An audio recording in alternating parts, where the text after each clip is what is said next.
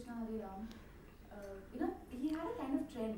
जैसे उस फिल्म में एक इंडियन वुमन का जो इमेज है, उस ज़माने में हिप्पी कल्ट बहुत चल रहा था, तो उसे मेन सब्जेक्ट बना के उन्होंने फिल्म बनाई थी हरे राम हरे कृष्ण।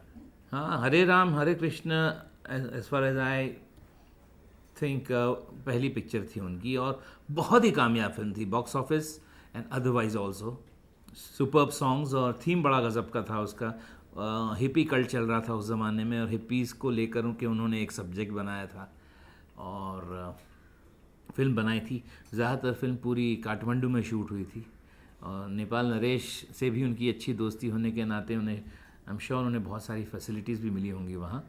और वो फिल्म तो आप भूल नहीं सकते, वो दम मारो दम, और मुमताज़ जी थी उसमें, और जीनत अमान जी को उन्होंने इंट्रोड्यूस किया था उस फिल्म में।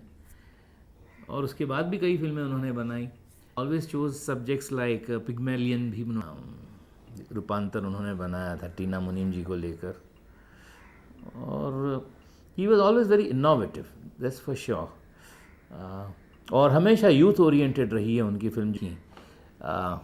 मुझे याद है जो फिल्म हमने की थी सच्चे का बोलबाला, उसमें ज़रा एक सस्पेंस किस्म का था, और उसमें भी उन्होंने एक एलिमेंट डाला था, क्योंकि उस ज़माने में स्वराज पॉल के बड़े बोलबाले थे। Sir Swaraj Paul, very big and very successful entrepreneur from England, तो उसमें घनघोर पॉल बना के मुझे ले आते हैं, और I mean of course that was a impersonation करके मैं आता हूँ। मगर ऐसे मैंने उस ज़माने के जो भी करंट टॉपिक सब्जेक्ट न्यूज़ में रहे थे उनको हमेशा वो इनकॉपरेट करते आए हैं, which means also that he is a very well read man, और करंट टॉपिक्स पे उनको अच्छा है, और हमेशा वो इनकॉपरेट करते हैं जो भी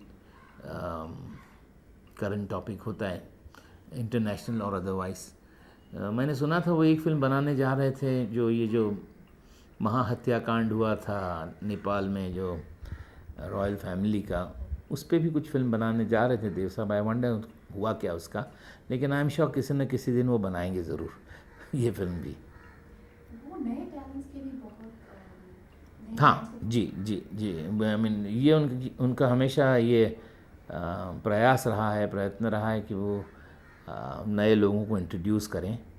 और आप देखेंगे कि वो फिर ऋषि कपूर हो या फिर सलमान खान, जब वो कहते हैं किसी को रोल करने, ये रेखा जी हो या डैनी हो या रणधीर कपूर हो, या आपने देखा होगा उनकी एक पिक्चर वो सेंसर बोर्ड पे जो बनी थी, हर कोई एक्टर उसमें था। सबसे बड़ी वजह ये है कि उनका जो मैग्नेटिज़्म है, उनका जो करिश्मा है, वो ऐसा है कि वो अगर किसी से कहते हैं तो कि भाई तुम मेरी फिल्म में काम करोगे, तो वो it's more like an order than proposal, और कोई ना या मना करने की हिम्मत भी नहीं करता, जुर्रत भी नहीं करता।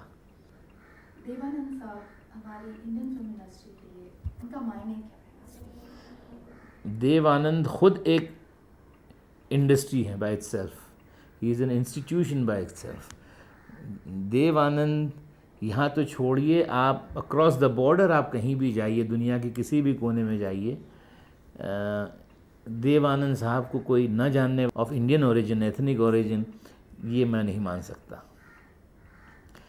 देव साहब आज मेरे ख़्याल से जो अपनी इंडस्ट्री का जो परचम है वो देव साहब के हाथ में। He is the senior most man.